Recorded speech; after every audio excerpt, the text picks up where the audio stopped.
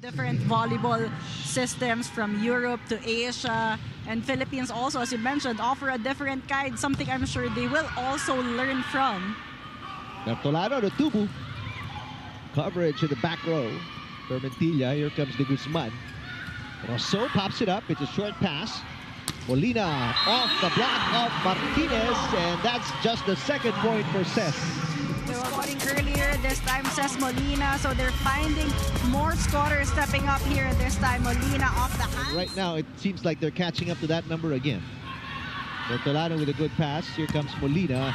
Now finding her range after struggling in the first set.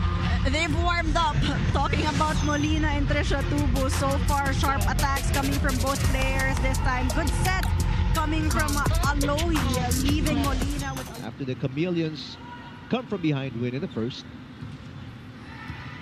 Much better pass from Rosso.